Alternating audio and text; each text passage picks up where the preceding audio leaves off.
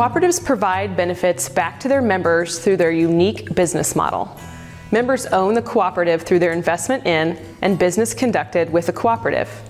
Because of this, they control the cooperative through voting on key issues and serving on the board of directors.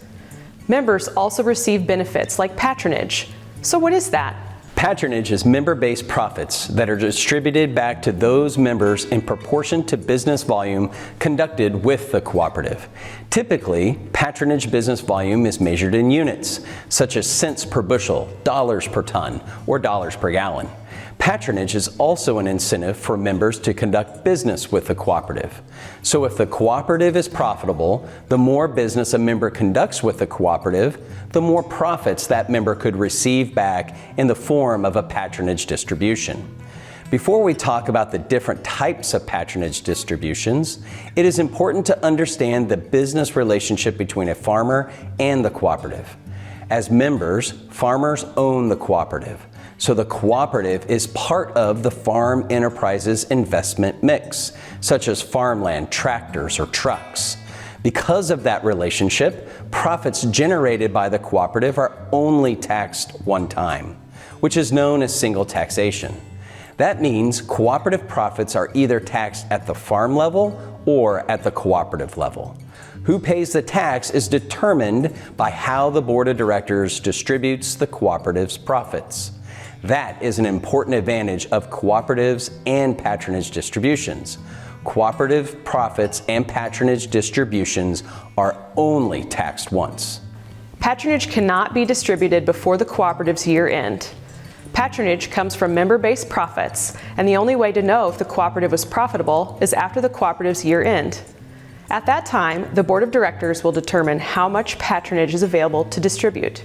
Remember, the board of directors has the final say in how patronage is returned.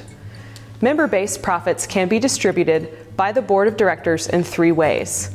First is to pay cash patronage back to the members. Typically, these cash payments are received at the cooperative's annual meeting. The second way is to have a retained patronage distribution that is held by the cooperative as an equity investment for the member. Retained patronage is often called allocated equity because a member's name is on that equity and the equity will be redeemed or paid back to that member in the future. That redemption process is subject to the cooperative's equity retirement plan. Finally, the cooperative can distribute member profits as retained earnings. If this occurs, then this equity is called unallocated equity because it does not have the member's name on it. The cooperative's name is on this equity or the cooperative has the claim. Let's go through a straightforward example. Assume at year end a cooperative's grain department was profitable. The board of directors declares that 5 cents per bushel of patronage will be distributed to members.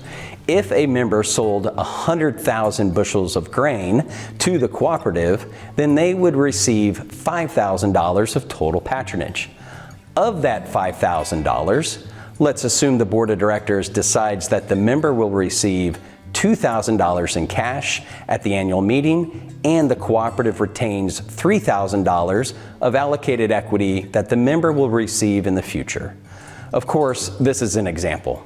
The decision of how much cash patronage and allocated equity to distribute varies across cooperatives because it is up to each board of directors to make that decision.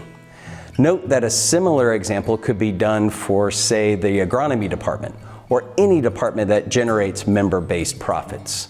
But being profitable is key, because if a department does not generate profits, then the board of directors cannot distribute any patronage back to members. Patronage is a tremendous benefit for members. It allows them to share in a cooperative's profits. Patronage also provides an economic incentive for members to conduct business with a cooperative. And the members who serve on the board of directors have a say in the distribution of these member-based profits. In short, patronage is an integral part of the success of any cooperative business.